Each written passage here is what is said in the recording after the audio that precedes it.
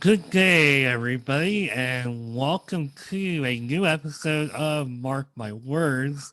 Today, on this episode, I usually talk about getting pumped up and excited about a guest, which I am excited about this guest. However, this guest is also going to teach me and hopefully others how to calm down a little bit and relax and ease our fears. And that is because Pamela Crane, uh, let me see if I can get this absolutely correct, owner of Interoceptive Performance. I knew I was going to stumble over that.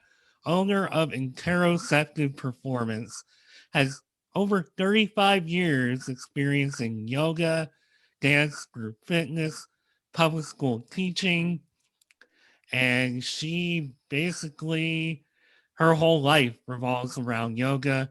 She has a podcast that revolves around yoga.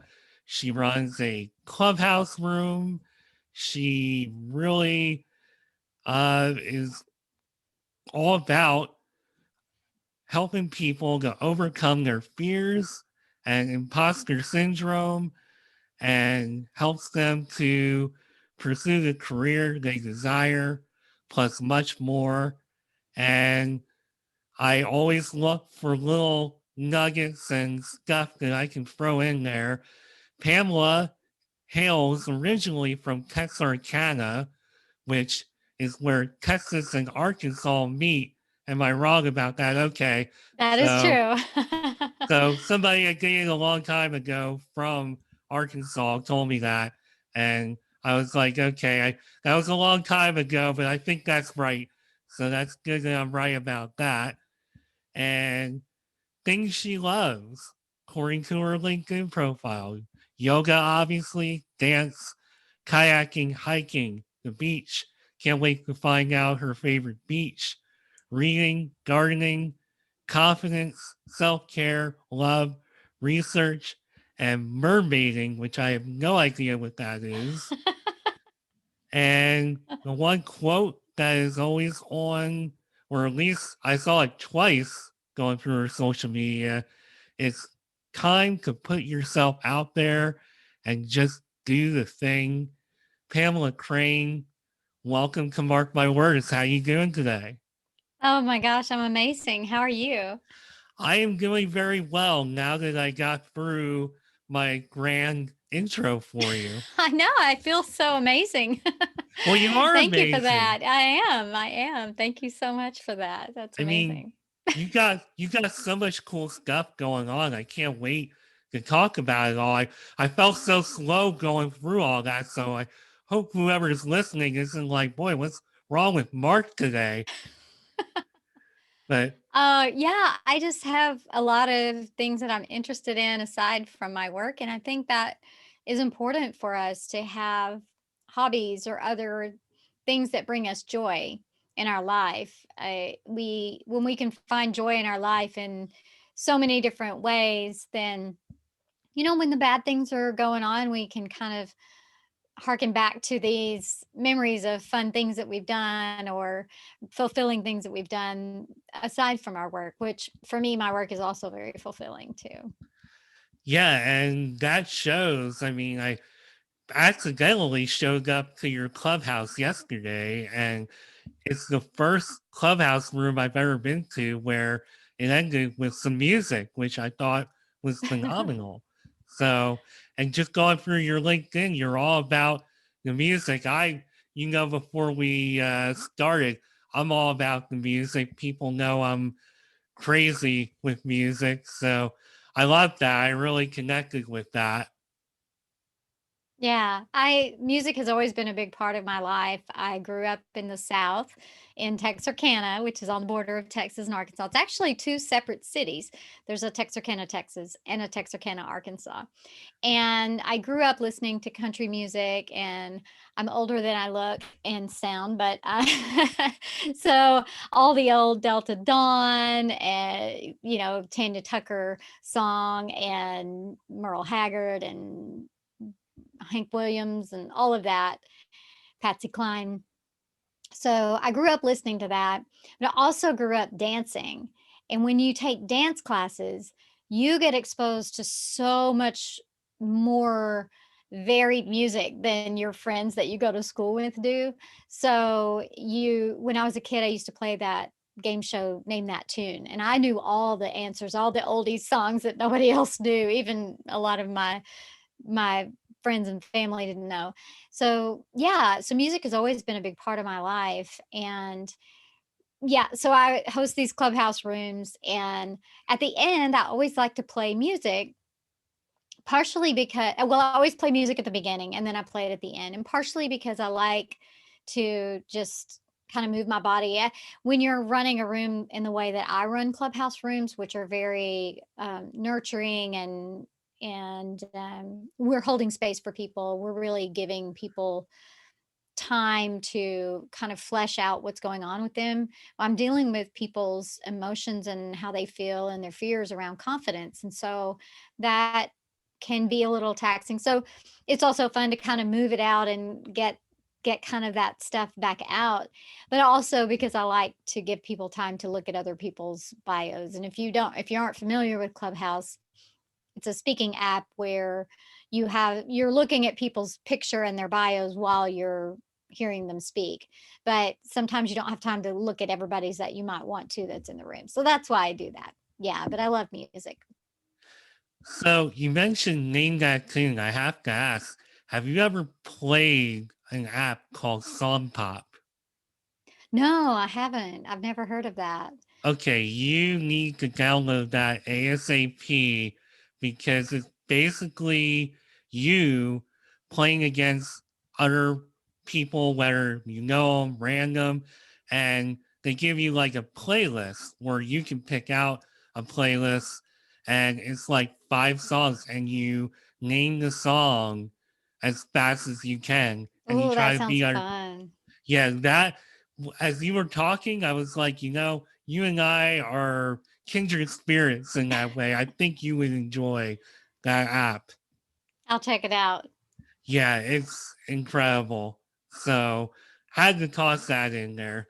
So, before I get into like your path and how you got here and how everything got started for you, I gotta go back to one more thing, which I referenced in the intro, mermaiding. What exactly is mermaiding?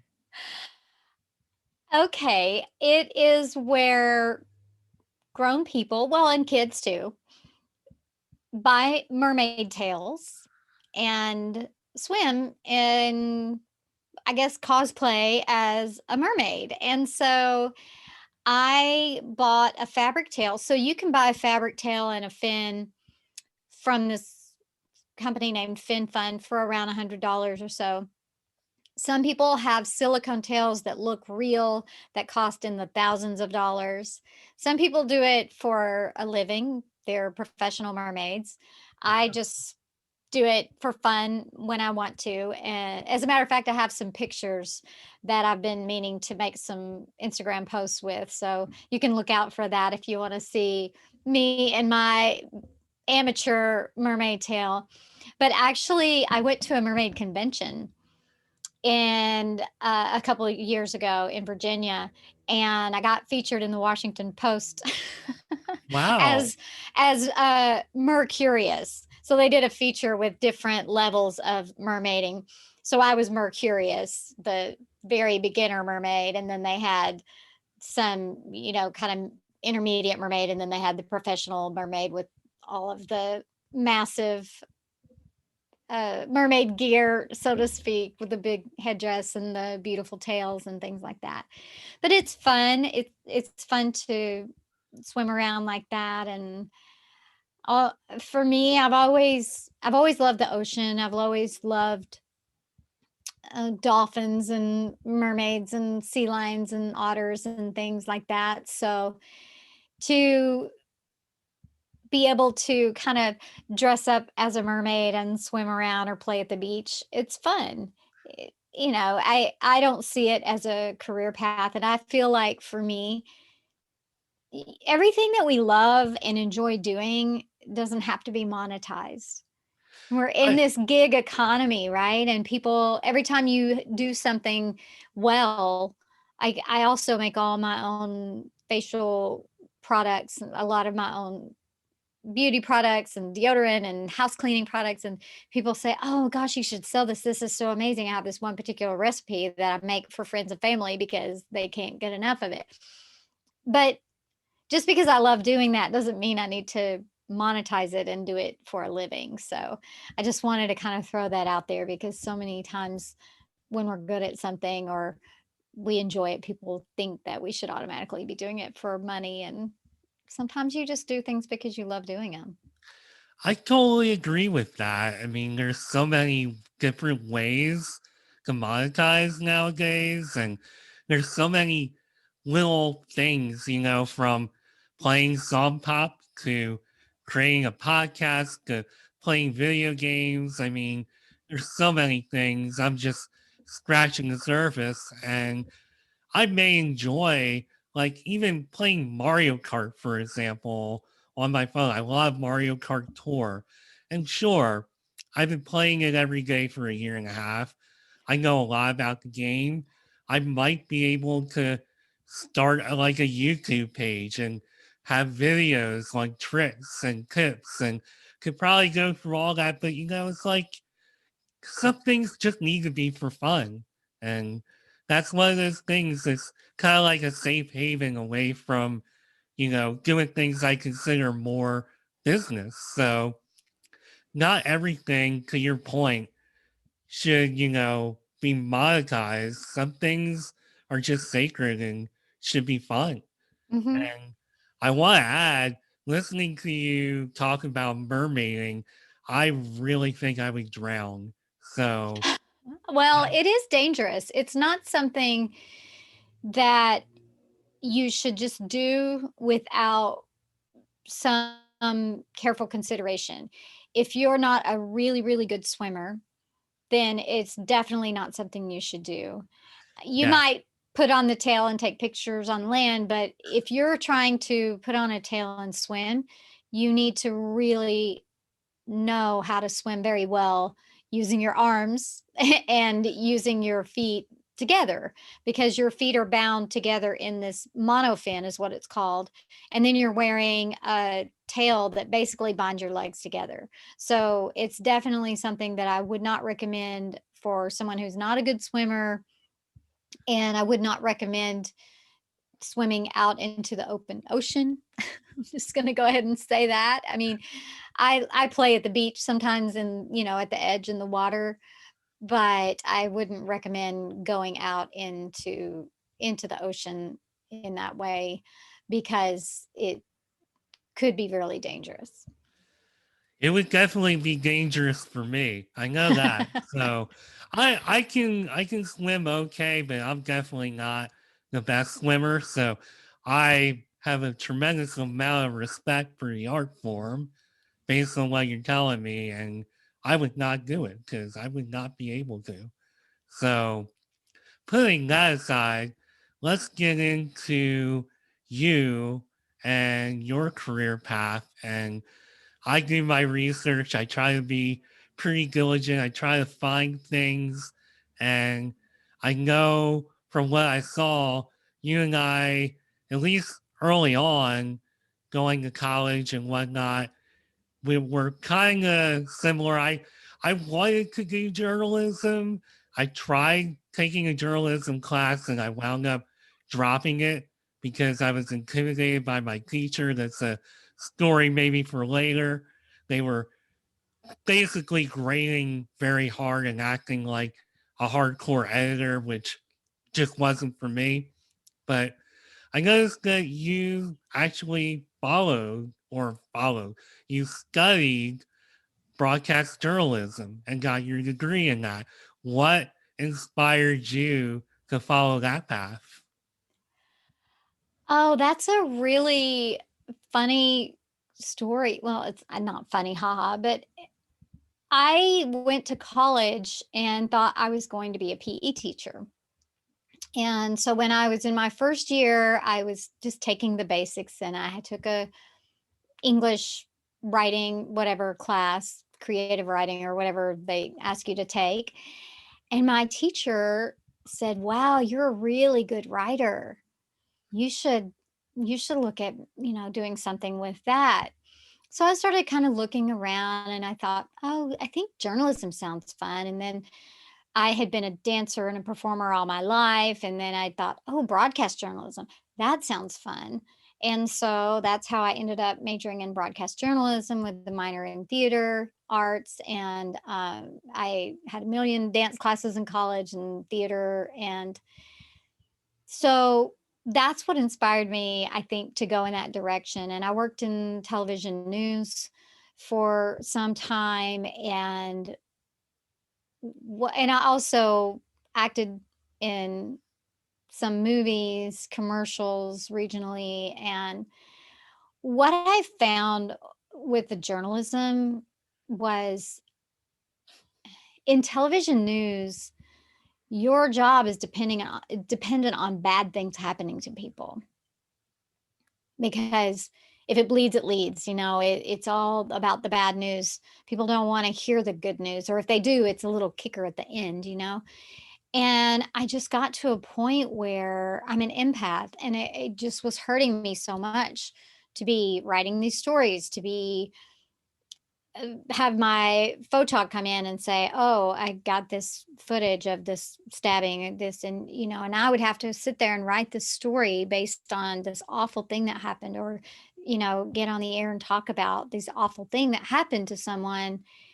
And I just couldn't do it. I couldn't do it. So then I moved into a job where I was an on-air spokesperson for a TV station that didn't have a news department. And I love that. That was a lot more fun because I could just say, "Coming up next tonight on NBC, it's Friends and another episode of Seinfeld." Now I'm dating myself, right? No, that's a good time period to date yourself. Yeah, but I loved that a lot more, and I realized that doing commercial work and on-air acting and that kind of thing was really more my style, and the television news just wasn't for me with my constitution, with my heart. And based on last year, so kind of what I do for my day job and what kind of environment I'm around. And it's not like, a strict news environment. It's all kinds of stuff going on. But with the pandemic going on and just hearing about it all day long, it just really depressed the hell out of me. Mhm. And just from you telling your story, I'm like, okay, maybe I made the right call by not majoring or minoring in journalism, Yeah. because I love to write, and I always had that bug and I still do, but it's more for like creative writing than news writing.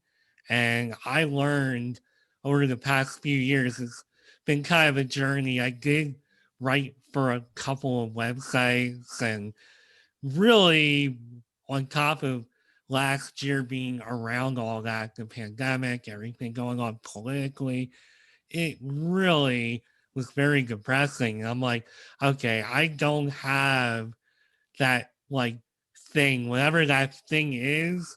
I don't have that, and you're shaking your head like, yeah, I don't have that either. No. Yeah, and I didn't at that time, I wasn't practicing yoga. I didn't really understand what those feelings were. I didn't understand that I was feeling the pain of these people that these things were happening to. I didn't really until actually when 9/11 happened, and I that's when I started really recognizing that I was an empath, because I was literally feeling so much and recognizing that it was this event that was causing me this distress. And that's when I realized. And then I kind of looked back on my on my news days and was like, "Oh, okay. This is why it hurts so much to go to work. This is why this job just wasn't for me." And yeah, yeah. So you dodged a bullet on that one.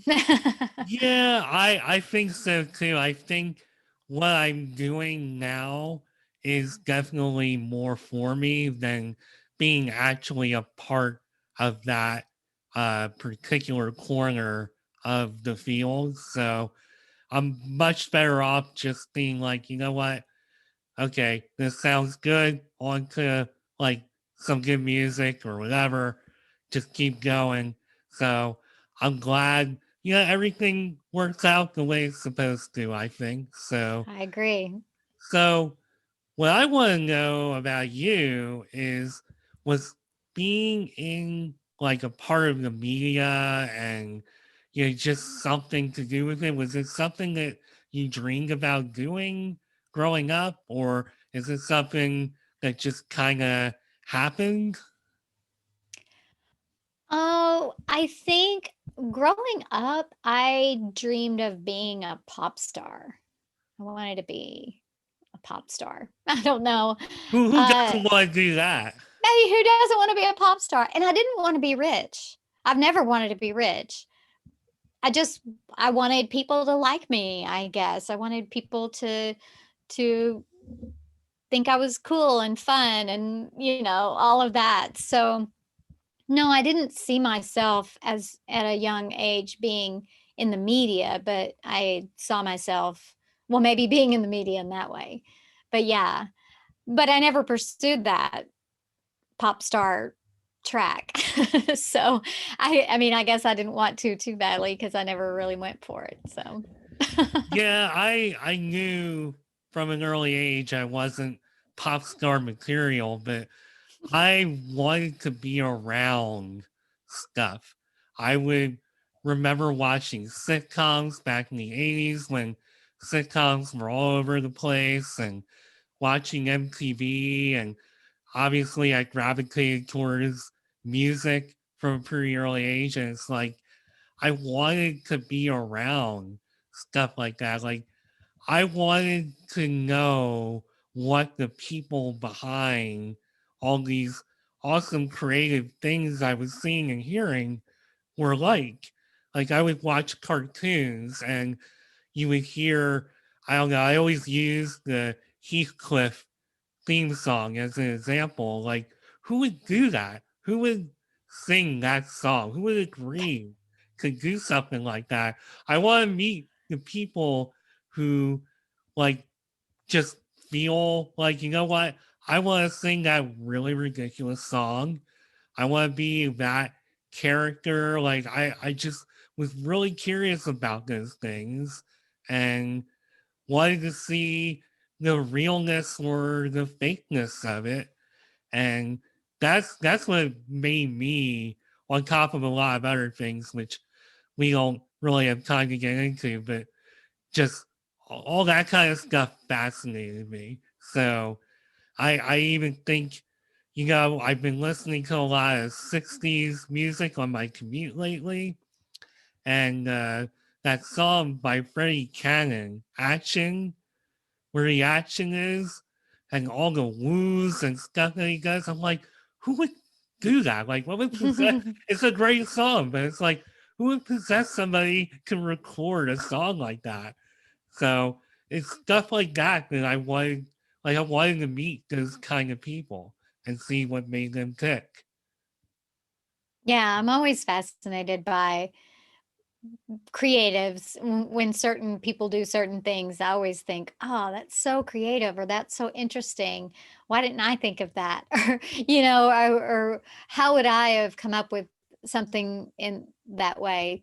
But, you were talking about people who do voiceovers or like for cartoons and things like that. And for the longest time, I didn't realize that that's an actual career. Some people, that's all they do. When I was acting a lot and doing commercial work and things like that, I had friends who did voiceovers, national voiceovers, and I was living in Arkansas at the time. And, but one of the things that I got told every time I auditioned for a voiceover was that my Southern accent was too strong. So, on a voiceover, unless it's a Southern character, you need to sound like whatever town they're playing that particular advertisement in. So yeah, but I was fascinated to see that world of people who just make a living going in and doing voiceovers, or for commercials, or for cartoons, or whatever. So yeah, that's interesting.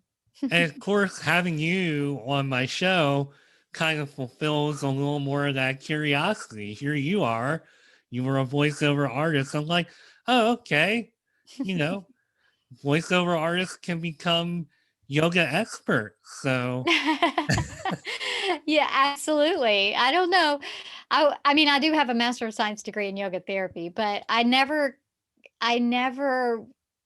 consider myself a master of something. Maybe I'm an expert compared to some people, but then compared to other people, I know very little, right? Because there are people who have studied yoga a lifetime, and I've only been doing it for about 20 something years. So yeah, it's definitely it's all relative, right? right. So let's talk a little bit about your transition into focusing on yoga as more of your career. So, as you Sure. mentioned, there was a point where you said, you know what, I want to go back to school and get a master's in yoga. What what time period, what exactly prompted that particular change for you? Yeah. Well, it's it kind of goes way back. So after I did all of the television and all of that, all through there, I was still dancing and teaching dance here and there, just because I always loved doing that. So then I started teaching dance in high school, and I taught dance in high schools for 17 years. And when I was doing that and I started practicing yoga, I started realizing, oh, this stuff would be really great for these kids. And so I would start incorporating yoga postures with the students. I would incorporate this shavasana and a body scan where I would kind of relax them. And I didn't really tell them what we were doing. I would just say, if they were all rowdy, I would say, everybody lay down, let me turn the lights down. And I would do a body scan with them. And then it would get to a point where sometimes they would come in and say, Miss Crane, can we do that thing where we lay down on the floor? I'm like, sure. And so I started teaching yoga before I went to any kind of yoga teacher training, in that way where I would just incorporate it. But that's how yoga should be. You incorporate it into your life. It's not something you do for an hour on a mat 3 times a week at a place, right? I mean, it can be that, but it's also a lifestyle and a way of doing things within the context of your life. And so then I decided to go get what they call a 200-hour yoga teacher training credential, and you're called a 200 RYT. And I got that, and I taught yoga as you think of yoga traditional classes for some years. And then I decided, oh, I want to move in this other direction. And so I decided to get my yoga therapy credential, which you can do. It's about you end up with 1,000 hours. So it's a little over 800 hours to 900 hours, depending on what program you do. So you can do a training where you can become a CIAYT, which is Certified International Association of Yoga Therapists. The one I did, it's the only master's degree in the country. It's the only Master of Science degree in yoga therapy, which results in a Master of Science degree and your CIAYT credential. So I did that in Maryland at Maryland University of Integrative Health.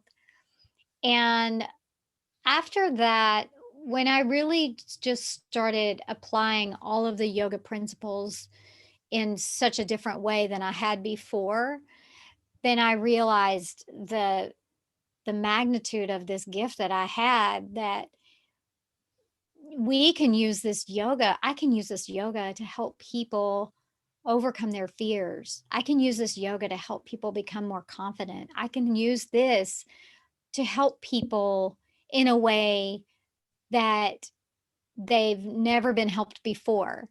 So what I do is not what you think of as a yoga class. When you come to me, you fill out an intake form just like you do at the doctor's office. And we go through everything, your physical, your mental, emotional, spiritual, energetic self, and see where we have imbalances, what's going on in your life that is affecting your physical health. What's going on in your life that's affecting your mental health? And how are you responding to these things that are coming at you?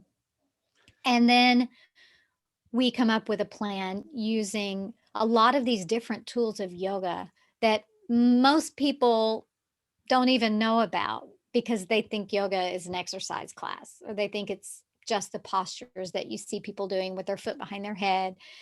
And when I hear somebody say, "Oh, I really need to stretch. My back hurts. I need to stretch." I always say, "No, you probably don't." It's probably not stretching that you need. You probably need some release. You probably need some strengthening, and you probably need to address some of the stressors and the things going on in your life in a different way than you are now. And so for me, what I do is all about easing suffering. I'm not going to fix anybody. I'm not going, it's all going to come from within you. The work is on you. I'm just a guide to give you tools that you decide, yes, this tool works for me. I'm going to put it in my toolbox. That tool, not so much. So we're going to leave it here. And through this series of work, that's why I only work in packages. I don't sell one off sessions. And I'm getting ready to move into a group model because what I've found in Clubhouse and also in some group sessions that I've done as sort of some research is that when people hear other people's story around their fears, their lack of confidence, and a lot of this goes back to childhood issues and situations. So we kind of do some deep work. And when we're doing this work, and we really, when you hear other people are going through the same thing, somehow it validates you in a way to help you realize that you're not alone.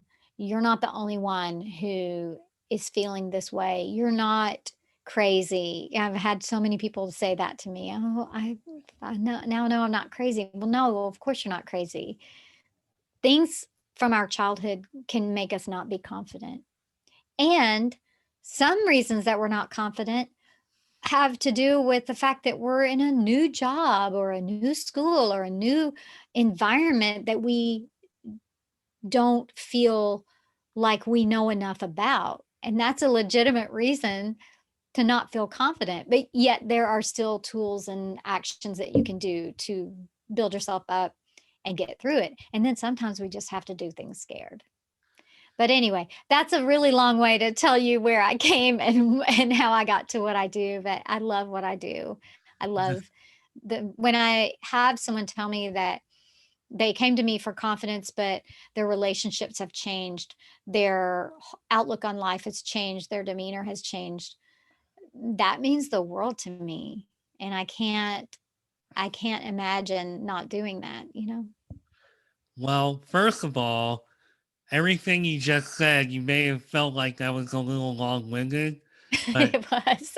it was, but it was absolutely perfect Oh. because everything you said reminds me exactly why I love doing this show and I love meeting people like you because people like you erase some of the, as you pointed out, like the stigmas of, you know, yoga is just doing this and namaste, you do a couple of exercises and I did yoga. And you know what? It goes so much deeper than that. Hmm. And I you, don't say namaste. We don't say namaste when we're done. I've probably said namaste more in my life than you've probably said ever. I used to say it. I used to Yeah. say it when I taught yoga classes. And it's one of those, the more when you know better, you do better. Yeah. And when I hear people of Indian descent saying that hearing namaste in a yoga class seems out of place or odd because it's to them, it's a greeting, then I realized, oh, okay, this is something that was taught to me and I took it and I did it because that's what I learned. But now that I know that that's not necessarily always appropriate, Right. then I don't say it. That's not to say that I would never say it. If Yeah. someone says it to me, I say it back to them because that's appropriate, and I would never say, "Oh, why would you say that?" Right.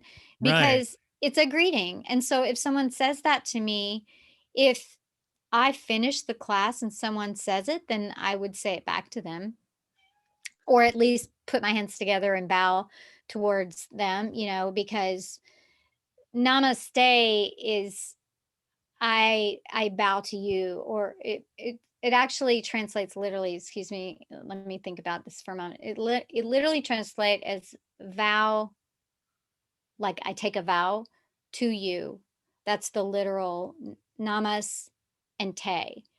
But there there has been some um what's the word?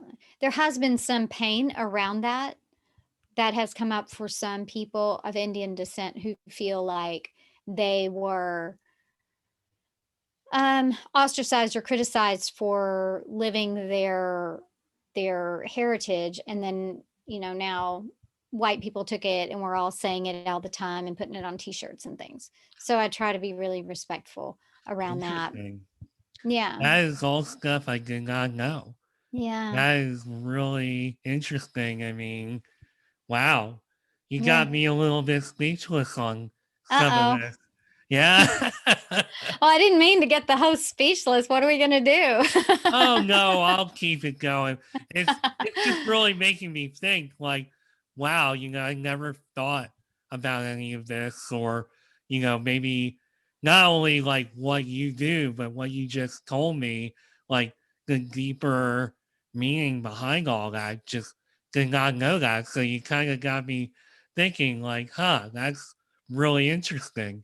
Well, So and that I do want to say, and that's another reason why I practice the kind of yoga I practice, where for me, one of the biggest things that I work with clients on is the philosophical principles, the yamas and niyamas. And we talk about the how you're living your life, how you are applying truth to yourself, compassion, ahimsa to yourself, aparigraha, non-grasping, and not expecting outcomes for things. And when we explore those principles within ourselves, vadhyaya, self-study, that's when we can really make lasting change in our life. And that's yoga. Yoga is breathing and applying different types of breath work. People think, oh, I need to take a deep breath and relax. Maybe you don't. Maybe you need an energizing breath to get your ass moving. Or maybe you need a particular kind of meditation. And it's okay if your mind wanders, because that's what our minds do. And it's it's so much more than just postures. And the postures are there to help us unstick energy and get things moving too. And we might practice them, we might not. I had a client recently say, "We don't really do many postures."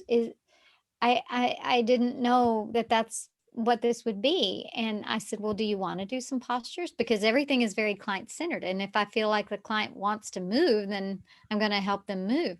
And she said, "No, I don't. I was just curious."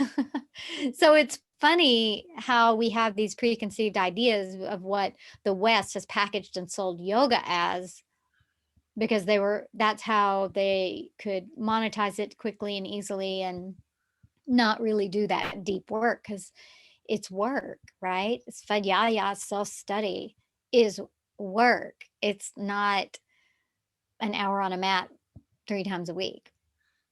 and It's all I'm the time.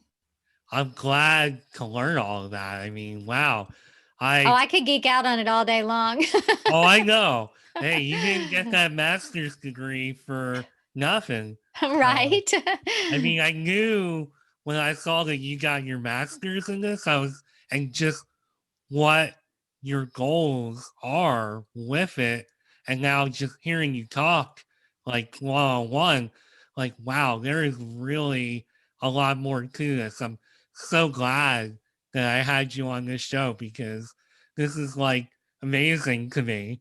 Oh, well, Uh, I'm grateful to get to share a lot of what I have what I get to do is educating people on what yoga is. And I kind of joke that yoga therapy is what yoga was before we took it and made it look like exercise.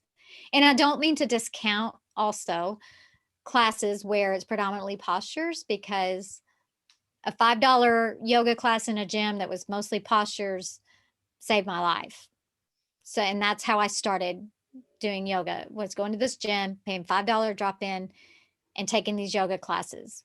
So whether we come to it for the physical and then find the rest, the mental, emotional, spiritual, it's fine. And so I don't mean to discount a yoga class because they do have so much value. I'm just saying that also it's so much more. And if you're open to finding out more, and it's not just woo woo. There's scientific studies, peer reviewed scientific studies showing the efficacy of breathing to literally change your nervous system and get you into a parasympathetic nervous system state.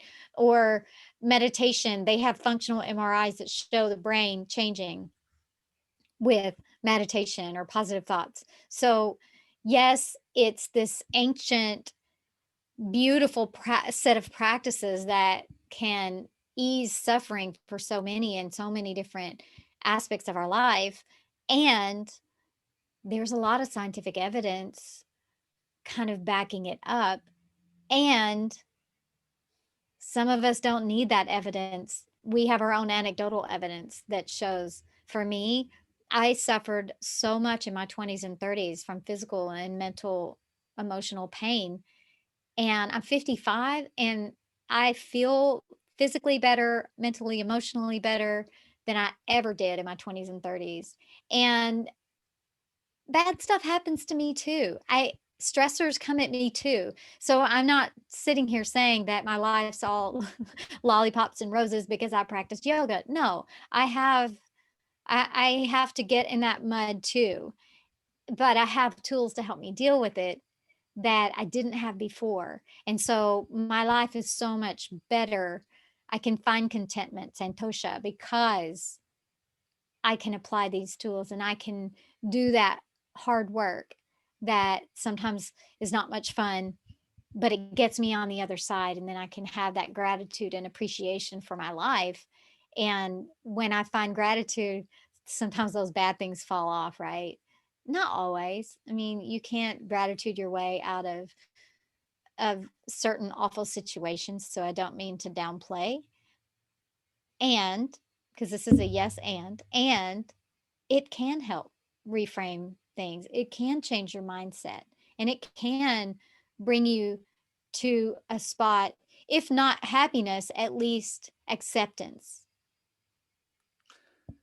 well, one thing just kind of riding off of all that I wanted to talk about a little bit is your focus on helping people become more comfortable speaking on camera, erasing imposter syndrome.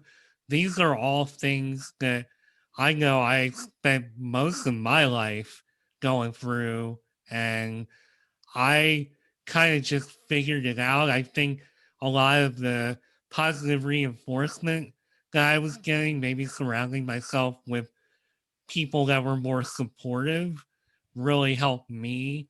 Like, you had told me, I don't know, 3 to 5 years ago that I'd be hosting a podcast and making video content and we're doing anything remotely like this, I would have said, no, absolutely not. You're crazy. Nobody wants to listen to me. Nobody wants to watch me. nobody wants anything to do with that. Maybe if I'm behind the scenes or, I write or whatever, yeah, okay. But it took a lot of just work on my own part, and it took me surrounding myself with the right kind of people to get me to see that, hey, you need to wake up a little bit. You are capable of speaking and being on camera, and you don't sound as goofy as you think you do. And it took a lot of work, and just researching you and what you're doing. And first of all, I think it's an amazing thing what you're doing in that regard. And secondly, I really wish I would have met you a few years ago. Could have helped you. Yeah, I do have my husband says, you have a particular set of skills.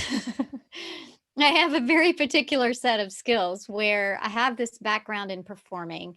I have this background of being on air and movies, commercials, and journalism. So I have two different perspectives. The journalism perspective is addressing the camera, looking into the lens, speaking to someone on the other side of the camera, whereas the commercial acting and the movies is more of a pretending to be a character, and then the camera is an observer. And so I have that, and then I have this yoga background of helping people really tune into their body to notice, oh, okay, I'm feeling this emotion. Where am I feeling this in my body? How's this showing up for me? Okay, and when I know where it's showing up, then that's information. And then we can do something about it, right? We can move that area of the body. We can breathe into that area of the body. We can imagine some kind of healing happening in that area of the body to kind of open up and get in there. So, yeah. And then with the on air aspect of my life, I can teach people literal techniques and skills that you need to look effective on camera. And then we can also address the fears. And that I always say that if we're if we're dealing with traumas and fears, that's going to show up when we try to get on camera or make videos, right? If we're not confident in our life, or we don't have a sense of safety in our life, then that's going to show up when we start to make videos. And so, yeah, I say this all the time. You can have all the tips and tricks in the world, but if you don't address the inner demons, the inner issues that are holding you back, then knowing where to look on the camera, or knowing how to squash bad habits speaking, or knowing how to stop yourself from swaying back and forth won't really matter if you don't feel confident from the inside. So that's the work I do. I really help people kind of dig deep and do that work and come out on the other side. You said swaying back and forth. I was told I have a bad habit of swinging in my chair. I've been trying to cut back on that. So every time I catch myself doing it, I'm like, all right, stop doing it. Well, okay, so I have a free tip sheet. If anybody wants it, it's in my Instagram link in bio. And in that tip sheet, it also has like a little worksheet with an exercise to do. And I ask people to make a little video, get feedback from a friend, and also give yourself feedback. But we don't just look for what we're doing wrong.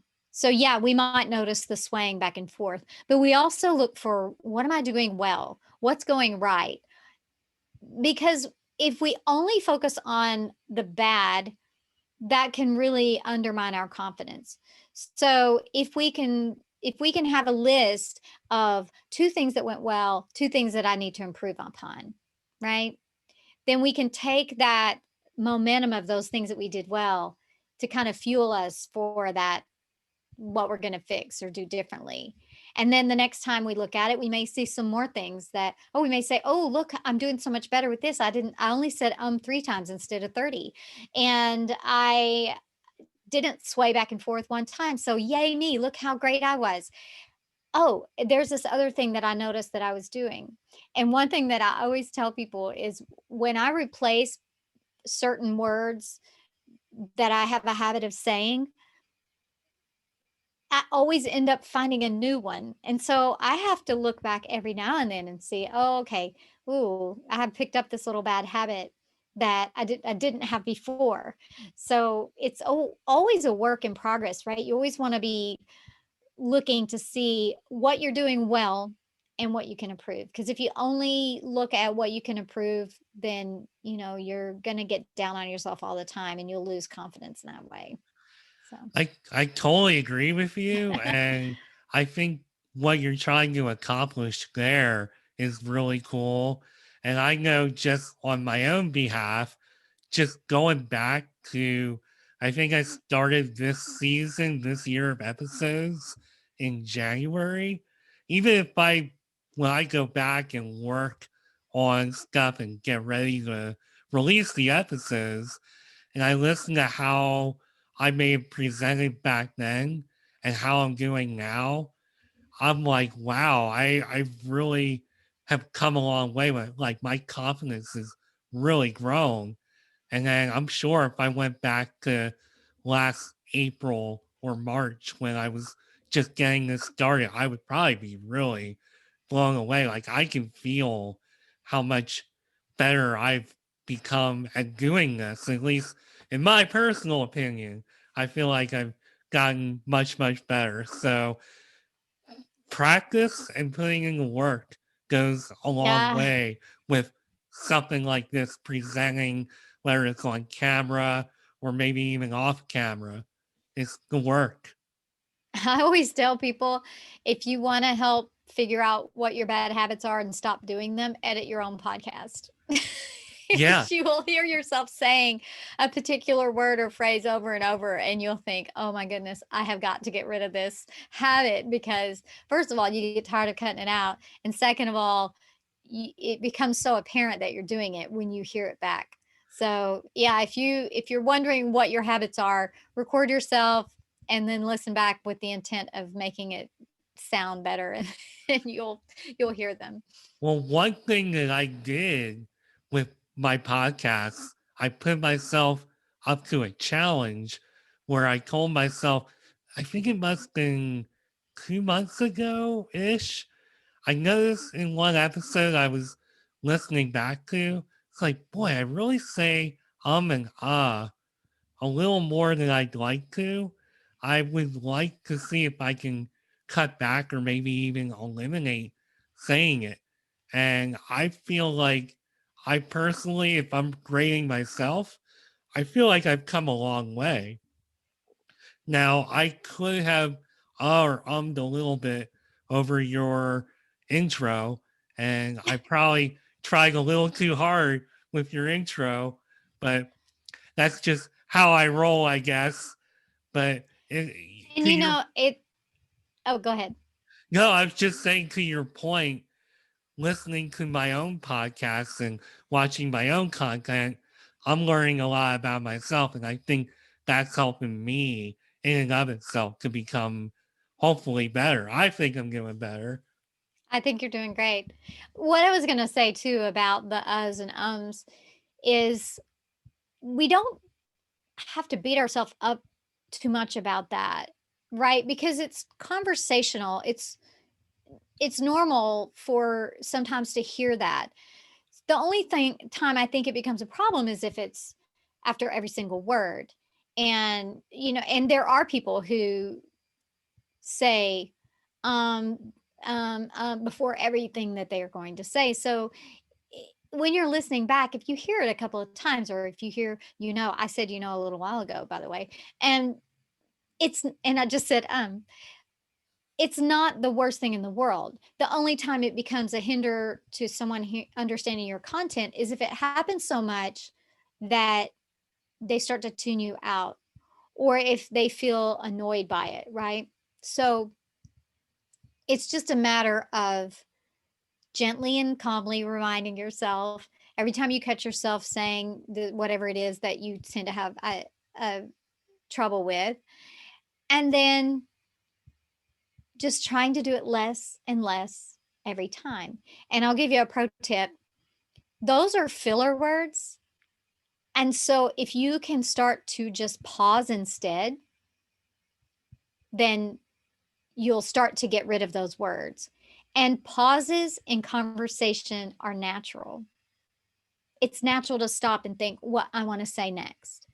So in this world, we've gotten in such a hurry that we don't even feel comfortable with that little pause to figure out what we want to say next. And when we can get back into settling in and relaxing into that and realizing that a little bit of silence isn't the worst thing in the world, then it makes it a little bit easier. And it helps that you do it so gracefully. Oh, thanks. Well, I practice, but what I found, I said this earlier. So I used to say a lot. So I cut out and then I was listening back one day and I found out, oh my gosh, I'm saying so before every sentence. So this, so. So I had to get rid of that. And then there's always something comes, right? And so it's just a matter of being aware and also giving yourself grace if you're doing it, right? It's probably fine. It's probably not every other word or too often. And if it is, just start to do it less often and start to take that pause and take that time to formulate actual words that you want to say and just go for it. You can do it. Well, on that note, I'm going to go for it and ask you something. Got about, I don't know, 10, 15 minutes ish, unless we wrap it up somehow. I'm allowing us that time. I want to go to one thing as far as, so we talked about you getting a master's degree. We kind of jumped into what your mission and your goals are, but I didn't ask about how you actually decided to become an entrepreneur. What sparked that? Because you obtained this amazing background. I'm not really sure if you knew exactly how you were going to use it or what you were going to do. What was your thinking as all of this came to fruition? Oh my gosh. I don't know what I was thinking because honestly, I am not a business person. And I believe so many yoga teachers. That's why I started the Yoga Pro podcast. So many of us did not intend to be business people. We did not intend to be entrepreneurs. And so, yeah, when you asked me that, I had to laugh because no, I was never one of those people who thought, "Oh, I'm going to build my own empire and, gonna take on the world." That's never been in my mind. So when I set out on this journey, it's been hard. I'm not going to lie, and it's still hard. I I really struggle with the marketing and business aspect. I'm really good at what I do. I can help people be more confident. I can help them overcome their fears. But what I've realized is that being an entrepreneur sometimes can require skill sets that mindset just doesn't necessarily overcome, right? So I I mean, I'm learning social media and I do the best I can, and mine's not amazing, but it's not terrible. And I have some good content that I think people really enjoy and get a lot of value from, and so that's important. But my website kind of sucks and I'm not good at that. And I need to hire someone to do that. And as you're an entrepreneur, I mean, as you're doing what you're good at doing, you realize that there are these subsets of skills that you're not good at that you need to hire someone to do. And then it's a matter of balancing that, building your business, and the risk taking of how much do I invest as I go, how much do I just do from the front end, right? And so what I've been doing is really just more referrals, people who work with me, then they refer other people to me. But it would be nice to not have to worry about that aspect of it. So, yeah, that's a really loaded question. I'm feeling kind of triggered right now. Oh, sorry. I didn't mean No, to I'm just cause kidding. I'm that. kidding. I'm kidding. But no, it is something that a lot of yoga professionals deal with, because I think most people don't get into we come into it because we're heart centered, and we want to help people, and we want to change people's lives, and or offer them the ability to change their own life. And we don't really understand how much work there is into running a business that has nothing to do with the client facing part of it.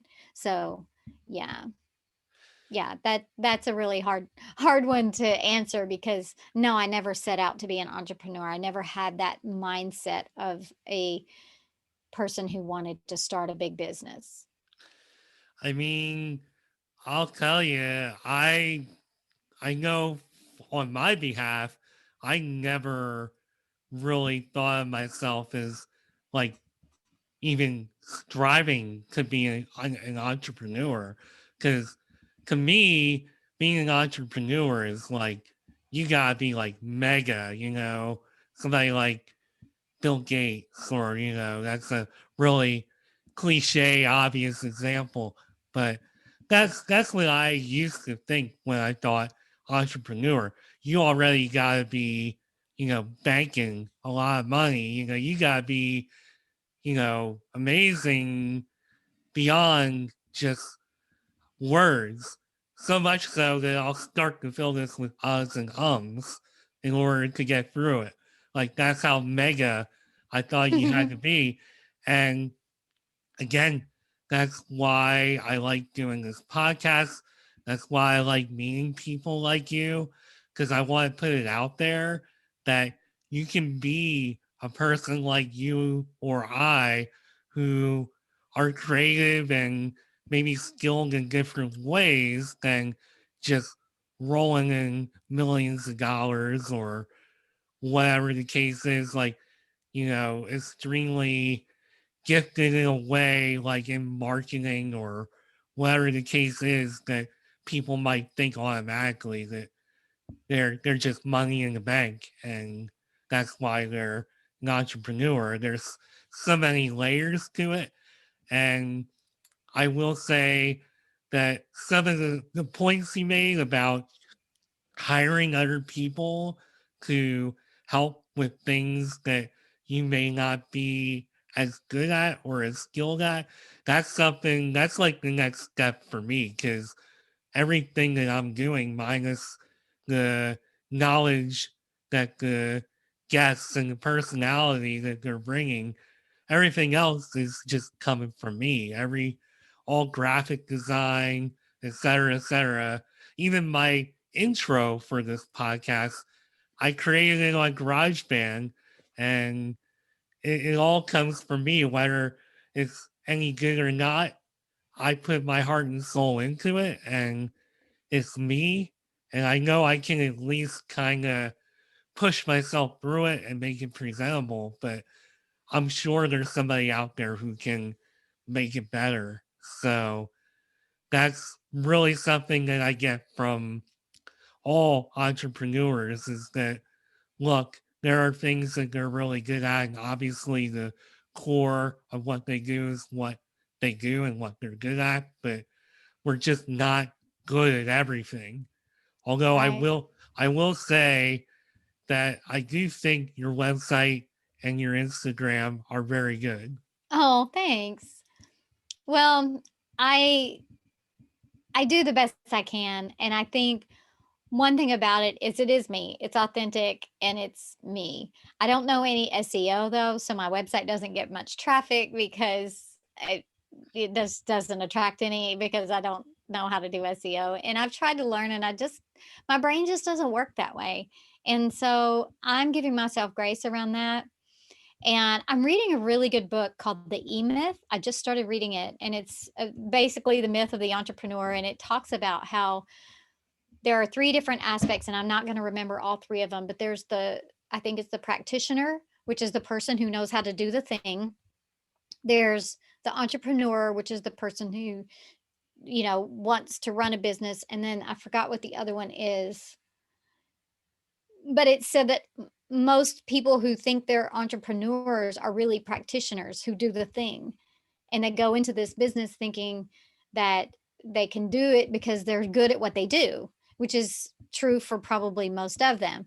But then they get in it and they realize that they need these other two aspects of themselves. And so I haven't read very much, so I can't really tell you how it ends up, but I can't wait to finish it and see if he's just going to tell me that this is an issue or if he's going to tell me how to fix it.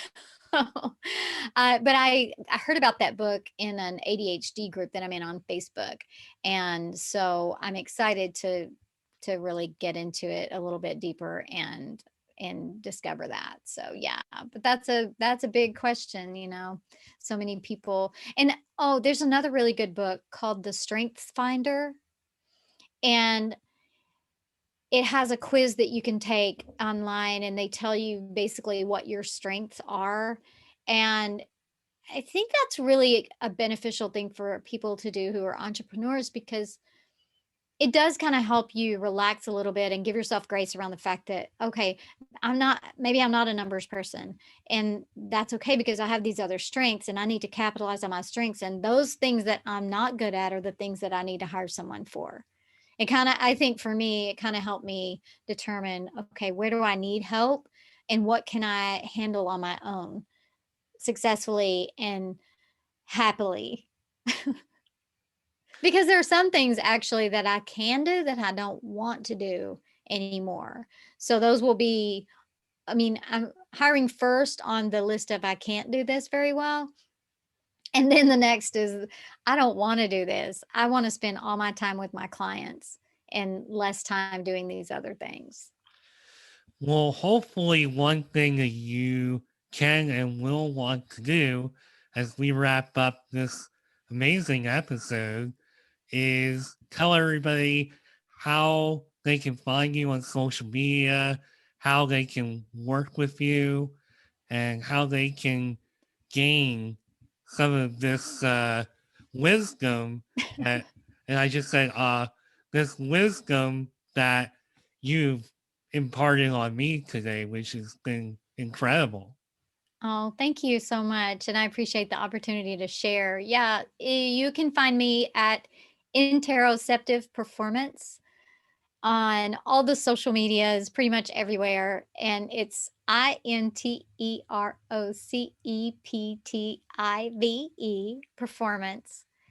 And you can work with me right now. I'm only working through packages. So I have a 6-session package and a 12-session package that you can purchase. If you go to my link in the bio on Instagram, you should be able to find a link for that. And I also have a couple of freebies there for you. I have a tip sheet, Confidence and Connection on Camera, which has some great tips for being more confident for making videos and going live. And then I also have a replay of a training that I did on overcoming fears and learning about imposter syndrome that you can grab. And yeah, I'm just happy to connect. You can also just send me a DM if you have a question about anything that we talked about today, or if you just want to reach out and say, hey, feel free to send me a private message and I'll message you back. Well, Pamela, thank you very much for taking time out of your busy schedule to be on my show. It was a real pleasure. It was extremely educational, and I appreciate it very much. So, thank you very much. This was Pamela Crane again of Interoceptive Performance. She is the owner.